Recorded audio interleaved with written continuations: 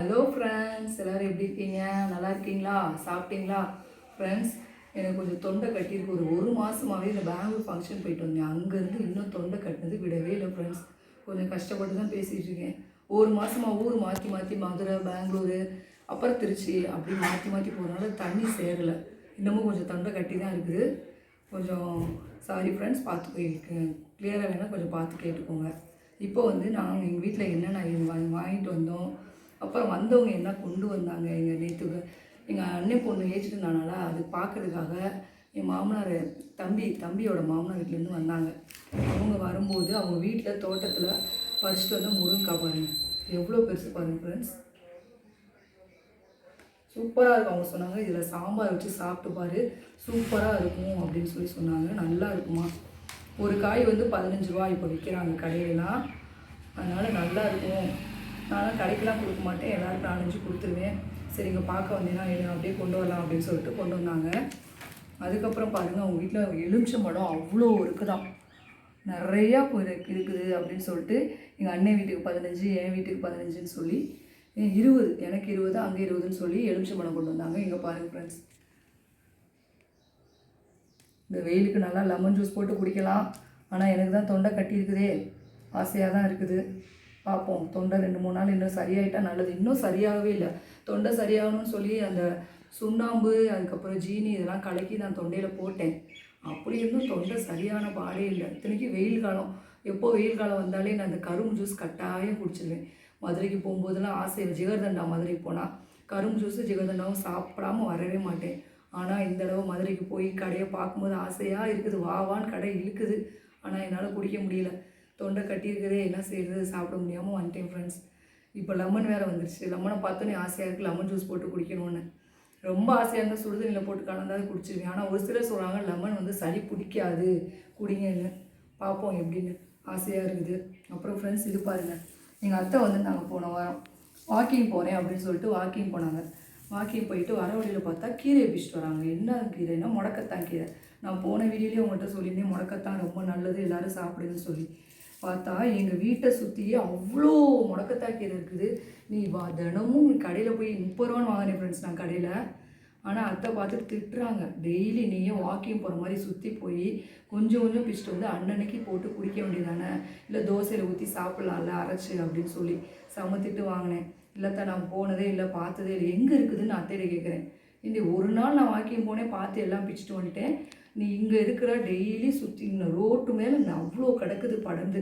அத்தை பிரிக்கிறத பார்த்துட்டு 2 gents walking போனவங்க என்னதுன்னு கேட்டாங்க. அத்தை சொன்னாங்க அந்த மூட்டு தேய்மானம், முதுகு வலி, கழுத்து வலி, எலும்புக்கு ரொம்ப நல்லது, எந்த வலிக்கு சரியாகும்னு அத்தை சொன்னாங்கண்ணா ஃப்ரெண்ட்ஸ். உடனே அவங்க பிச்சதை பார்த்துட்டு அங்கே 2 ஜென்ஸு பிச்சுட்டு போனாங்களாம். ஐயோ எங்களுக்கெலாம் இந்த முதுகு வலி இருக்குது, மூட்டு வலி இருக்குது அப்படின்னு சொல்லிட்டு அவங்களாம் பிச்சுட்டு போனாங்க. அப்படி இங்கே நடந்து போகிற வழியெல்லாம் கிடக்குது. அதோட அருமை நமக்கு தெரிய மாட்டேது. ஏதோ ஒரு செடி நினச்சி நம்ம பாட்டுக்கு போயிடும். பாருங்கள், எங்கள் அத்தை போய் பிச்சுட்டு கொஞ்சம் பிச்சு நான் சூப் வச்சுருக்கேன், அந்த வீடியோவில் காட்டுறேன். இன்னும் கொஞ்சம் இருக்குது, இதை நாளைக்காவது வச்சு சாப்பிடணும். ஆக்சுவலாக அது அத்தை இது ஃப்ரெஷ்ஷாக கூட இப்போ இல்லை, கொஞ்சம் காஞ்சி தான் போயிடுச்சு ஃப்ரெண்ட்ஸ். போன வாரமே அத்தை வந்திருந்தப்போ பிச்சுட்டு கொடுத்துட்டாங்க. நாங்கள் உடனே எங்கள் அண்ணன் பொண்ணுக்கு புண்ணியதானம் பண்ணோம். அதுக்காக மதுரை போயிட்டு நேற்று தான் வந்தோம். சரி வேஸ்ட்டாக போயிருமே அப்படின்னு சொல்லிட்டு இப்போ எடுத்து வைக்கிறேன். அப்புறம் பாருங்கள் ஃப்ரெண்ட்ஸ், இது மதுரையில் எங்கள் அப்பா வீட்டில் இப்போ புண்ணியதானம் ஃபங்க்ஷனுக்கு போயிருந்தோம். அங்கே தென்னை மரம் எல்லாமே இருக்குது. நான் எப்போ போனாலும் எதுவும் கண்டுக்க மாட்டேன். அப்போ பார்த்தா இந்த தடவை பெரிய பெரிய காயாக இருந்துச்சு. சரி ஆள் வேறு வீட்டுக்கு வேலை செய்யறதுக்கு வந்திருந்தாங்க. அந்த அண்ணன்ட்ட கேட்டேன், அண்ணே எனக்கு தேங்காய் பிடிச்சி உடச்சி தரீங்களா அப்படின்னு. சரிப்பா அப்படின்னு சொல்லிட்டு இவ்வளோ பெருசாக இருந்துச்சு. அப்போ தேங்காவும் நல்லா பெருசாக இருக்கும்னு நினச்சி பார்த்தா சின்னதாக தான் இருக்குது ஃப்ரெண்ட்ஸ். ரொம்ப குட்டியாக தான் இருக்குது. குட்டியே என் ஹஸ்பண்ட் வாங்கவே மாட்டார், ஏன்னா உடைக்கிறது கஷ்டம், கையில் பட்டுரும் அப்படின்னு சொல்லிட்டு இங்கே திருச்சியில் தேங்காய் 80 ரூபா 70 ரூபான்னு நான் வாங்கிட்டுருக்கேன். சரி பார்த்தேன், நம்ம வீட்டில் அவ்வளோ இருக்குது, எதுக்கு எடுத்துகிட்டு வரலாமே அப்படின்னு சொல்லிட்டு தான் ஒரு 15 தேங்காய் எடுத்துகிட்டு வந்தேன். அதில் 5 தேங்காய் காணோம், எடுத்து போய் கொடுத்துட்டாங்க போல இருக்கு அம்மா யாருக்கோ. சரி மீதி 10 காய் இருக்குது. பாருங்கள், காமிச்சியா, 10 காய் இருக்குது. தேங்காய் நல்லது தானே. ஆக்சுவலாக எங்கள் வீட்டில் தேங்காவே நாங்கள் சேர்க்க மாட்டோம். என் ஹஸ்பண்டு, அம்மா, அவங்க என் ஹஸ்பண்டுக்கும் அப்பாவுக்கும் ப்ரெஷர், கொலஸ்ட்ரால்லாம் இருக்குது, அதனால் சேர்க்கவே மாட்டோம். ஆனால் எங்கள் அத்தை திட்டுவாங்க, தேங்காய் சேர்க்கணும், உடம்புக்கு நல்லது, தேங்காய் குட் கொலஸ்ட்ரால் தான் அப்படின்னு. டாக்டர்ஸ்லாம் போனால் தேங்காய் எண்ணெய் சேர்க்காதீங்க அப்படின்னு தான் சொல்லுவாங்க. ஆனால் எல்லாருமே வெளியே திட்டுவாங்க என்னை தேங்காய் கொடுக்கணும். ஆனால் என் பிள்ளைகளுக்கு கூட நான் அவ்வளோவா தேங்காய் சேர்த்ததே இல்லை. தேங்காய் கெடுதல் கெடுதல்னு சொல்லி தேங்காவே சேர்க்க மாட்டேன் ஃப்ரெண்ட்ஸ். ஆனால் தேங்காய் ரொம்ப நல்லது. கேரளாலாம் பார்த்தீங்கன்னா தேங்காய் தான், தேங்காயில் தான் எல்லா தேங்காய் இல்லாத சமையலே கிடையாது. எங்கள் வீட்டில் எந்த சமையலும் தேங்காவே சேர்க்க மாட்டோம். இப்போ தான் கொஞ்சம் கொஞ்சமாக பிள்ளைகளுக்கு கொடுக்கணுமே, பிள்ளைகளுக்கு நல்லதே அப்படின்னு சொல்லிட்டு கொஞ்சம் தேங்காய் சட்னி செஞ்சு கொடுக்கறது. அப்புறம் சொதி வைப்போம். சிலோனில் தான் எங்கள் அப்பா பிறந்தார். அந்த நம்ம ஊரில் ரசம் வைக்கிற மாதிரி அந்த ஊரில் தேங்காய் பால் எடுத்து சொதி வைப்பாங்க. அது ரொம்ப ரொம்ப சூப்பராக இருக்கும் ஃப்ரெண்ட்ஸ். அதனால் தேங்காய் பார்த்தோன்னே எனக்கு ஃபஸ்ட்டு மைண்டில் வந்து சொதி செய்யணும். சூப்பராக இருக்கும் தேங்காய் பால் எடுத்து செய்கிறது, சூப்பராக இருக்கும். அதுக்கப்புறம் தேங்காய் பால் சாதம் செய்வோம், தேங்காய் சாதம் செய்வோம், அவ்வளோதான். அப்புறம் உளுந்தங்கஞ்சி செய்யும்போது தேங்காய் பால் எடுத்து ஊற்றுவேன். அப்பப்போ பிள்ளைகளுக்கு மட்டும் கொஞ்சம் கொஞ்சம் சேர்த்துவேன். நமக்கெல்லாம் சேர்க்காதனால எங்கள் அத்தா தான் திட்டுறாங்க, எனக்கு இப்போ மூட்டு வலி வந்துருச்சு, நீ இப்படி எண்ணெய் தேங்காய் எல்லாத்தையும் குறைக்கிறனால தான் சாப்பாடு உனக்கு எலும்பு தேய்மானம்லாம் வந்துருச்சு, எண்ணெய் தேங்காய் தான் ரொம்ப ரொம்ப நல்லது அப்படின்னு சொல்லி இப்போ தான் கொஞ்சம் கொஞ்சமாக தேங்காய் சேர்க்க ஆரம்பிச்சிருக்கேன் ஃப்ரெண்ட்ஸ். இங்கே பாருங்கள், இது கத்திரிக்காய். இதுவும் தோட்டத்துக்காய். ஆக்சுவலாக இன்றைக்கி நான் காட்டுறதெல்லாம் பார்த்தீங்கன்னா தோட்டத்தில் நம்மளை சுற்றி இருக்கிறத தான் பார்த்து உங்களுக்கு காமிக்கணும். ஏன்னா நமக்கு இது தெரிஞ்சுக்கணும். அந்த முடக்கத்தெல்லாம் பாருங்கள், நம்ம வீட்டை சுற்றியே செடிகளாக இருக்கும். நம்ம என்னமோ ஏதோ செடி நினச்சி விட்டுருவோம். பார்த்தா போய் பிச்சைனால எனக்கு தெரியுது நம்ம வீட்டுக்கிட்டே இருக்குது. இது தெரியாமல் நான் போய் 30 ரூபா கொடுத்து வாங்கிட்டு வரேன். இது பார்த்தீங்கன்னா வீட்டில் இருந்தது தேங்காய். முருங்காய் எலுமிச்சம்பழமும் அவங்க கொண்டு வந்தாங்க. கத்திரிக்காய் பார்த்தீங்கன்னா எங்களுக்கு தெரிஞ்சவங்க, அவங்க ஃபேக்ட்ரியை சுற்றி கொஞ்சம் இடம் இருக்குது அப்படின்னு சொல்லிட்டு கத்திரிக்காய் வச்சாங்க. கத்திரிக்காய் போன தடவை நான் இது கூட உங்கள்கிட்ட வீடியோவில் காமிச்சிருப்பேன். ஒரு தடவை கத்திரிக்காய் கொடுத்தாங்க அப்படின்னு சொல்லிட்டு. அதே மாதிரி இந்த தடவையும் பார்த்தீங்கன்னா கத்திரிக்காய் இதுவும் பார்த்தீங்கன்னா போன வாரமே கொடுத்துட்டாங்க. போன வாரம் கொண்டு வந்தது தான். நான் ஃபங்க்ஷன் ஊர் அங்கேயும் அலைஞ்சனால அப்படியே ஃப்ரிட்ஜ்லேயே வச்சுருக்கேன். இப்போது எடுத்து பார்த்தாலும் பாருங்கள் எவ்வளோ ஃப்ரெஷ்ஷாக இருக்குதுன்னு. போன வாரம் கொண்டு வந்த கத்திரிக்காய் மாதிரியே இல்லை, அவ்வளோ ஃப்ரெஷ்ஷாக நல்லா இருக்குது, சூப்பராக இருப்பாங்க. ஒரு நாள் முட்டை கத்திரிக்காய் குழம்பு வைக்கணும்னு நினச்சிருக்கேன். இங்கே எங்கள் அம்மா சொல்கிறாங்க கத்திரிக்காயை வேக வச்சு அந்த கத்திரிக்காய் சட்னி வைப்பாங்க, இட்லிக்கு சூப்பராக இருக்கும், அது மாதிரி செஞ்சு சாப்பிட்லாம் அப்படின்னு சொல்லியிருக்காங்க. ஆக்சுவலாக கத்திரிக்காயும் சேர்க்க மாட்டோம், ஏன்னா எங்கள் அப்பாவுக்கு கொஞ்சம் கால் அலர்ஜி இருக்குது, கத்திரிக்காய் சேர்த்தா சேராது, அதனால கத்திரிக்காய் சேர்க்கறதே இல்லை ஃப்ரெண்ட்ஸ். ஆனால் இப்போ வந்திருக்கு, கத்திரிக்காய் சாப்பிட்டு தான் ஆகணும். எப்படி செய்ய போகிறோன்னு தெரில. அப்பாவுக்கு யூஸ் பண்ணதுனாலே நாங்கள் செய்யவே மாட்டோம். ஒவ்வொருத்தருக்காக ஒன்று செய்யணுமா அப்படின்னு சொல்லிட்டு செய்கிறதே இல்லை. ஆனால் கத்திரிக்காய் ரொம்ப ரொம்ப நல்லது ஃப்ரெண்ட்ஸ். ஹார்ட்டுக்கெலாம் ரொம்ப நல்லது, நம்ம இதயத்துக்கு ரொம்ப ரொம்ப நல்லது. அதனால் எல்லாருமே கத்திரிக்காய் சேர்த்துக்கோங்க கட்டாயமாக. அப்புறம் பாருங்கள், இப்போ மதுரைக்கு போயிருந்தேன்.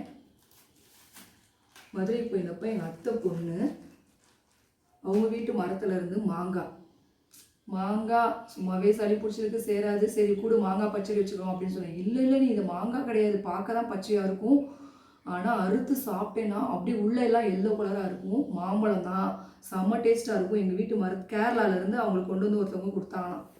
வச்சு இப்போ பயங்கரமாக செம்மையாக வந்துக்கிட்டு இருக்குதான். அவங்க வீட்டுக்கிட்ட இருக்கவங்க எல்லாரும் வந்து வாங்கிட்டு போவாங்களாம். சரி கொடு அப்படின்னு சொல்லிட்டு ஒன்று வாங்கி சாப்பிட்டே பாருங்கள், அவ்வளோ பார்த்தா க்ரீனாக தான் இருக்கும், உள்ளே அறுத்தா எல்லோ கலர் நம்ம மாம்பழம் மாதிரியே இருக்கும். அவ்வளோ டேஸ்ட்டு செம்ம டேஸ்ட்டாக இருந்துச்சு. அவள் வந்து கொடுத்துட்டு போனான். நான் மதுரைக்கு போனோடனே எங்கள் அண்ணன் பொண்ணை பார்க்க வந்தாங்க. அப்போ எனக்கும் எங்கள் அண்ணன் வீட்டுக்கும் கொடுத்தாங்க. நான் இன்னும் சாப்பிட பாருங்கள் வச்சுருக்கேன் அப்படியே. இன்றைக்கி சாப்பிடணும் மறந்துட்டேன். நேற்று ஃபுல்லாக வீட்டில் கெஸ்ட்டு, அதனால் சாப்பிடல. இன்றைக்கி சாப்பிடணும், இல்லாட்டி வேஸ்ட் ஆகிடும். பார்க்க தான் க்ரீனாக இருக்கும், உள்ளே அறுத்தா எல்லோவாக இருக்கும். கேரளாலேருந்து கொண்டு வந்ததான் ஒருத்தவங்க தெரிஞ்சவங்க வந்து கொடுத்தாங்க அந்த மரம். வச்சு செம்ம டேஸ்ட்டாக இருக்குது. எப்போ இந்த வெயில் காலம் மாம்பழ சீசன் வந்தாலும் அந்த பொண்ணு எனக்கு வந்து எங்கள் அத்தை பொண்ணு வந்து கொடுத்துருவான். போன தடவை போனப்போ எனக்கு 10 கொடுத்து விட்டா, இந்த தடவை 10 கொடுத்து விட்டா. நான் அங்கங்கே எல்லோரும் எடுத்து கொடுத்துட்டு மீதி எனக்கு கொண்டு வந்தேன். நல்லாயிருக்கும், செம்ம டேஸ்ட்டாக இருக்கும். இது பாருங்கள் சாத்துக்குடி கடையில் தான் வாங்கினோம். அப்பா பிள்ளைகளுக்கு வெயில் காலத்துக்கு வேணுமே அப்படின்னு சொல்லிட்டு சாத்துக்குடி வாங்கிட்டு வந்தார். இங்கே வந்து காமிச்சு ஃபுல்லாக சாத்துக்குடி எப்போவுமே வெயில் காலத்துக்கு நல்லது. ஜூஸ் போட்டு குடிக்கிற பிள்ளைகளுக்கு கொடுத்துருவோம் கட்டாயமாக சாத்துக்குடி. இது பாருங்கள் ஃப்ரெண்ட்ஸ், கருவாடு. இந்த கருவாடு பேர் பூனி கருவாடாம். என் நாத்தனாரோட மருமையை இப்போ நான் மதுரைக்கு போயிருந்தேன், வாங்கிட்டு வந்து நான் கொண்டு போங்க, நீங்கள் கட்டாயம் கொண்டு போங்கக்கான்னு சொல்லி எனக்கு கொடுத்து விட்டான். இங்கே உள்ள ஒரு கருவாடு இருக்குது பாருங்கள். இந்த கருவாடு என்னன்னு எனக்கு தெரியல, பேர் சொல்கிறது தெரியல, நான் மறந்துட்டேன். எனக்கு இது ஒரு கருவாடு. அங்கே நாகர்கோயிலில் பார்த்தீங்கன்னா இந்த கூனி கருவாடை நம்மளாம் என்ன கருவாடுனா குழம்பு தான் வைப்போம். ஆனால் இதை பொடியாக அரைச்சி இட்லிக்கு அதுக்கப்புறம் மற்ற குழம்புலாம் போடும்போது கூட பொடியாக போட்டு சாப்பிடுவாங்களாம் அந்த ஊர் சைடில்.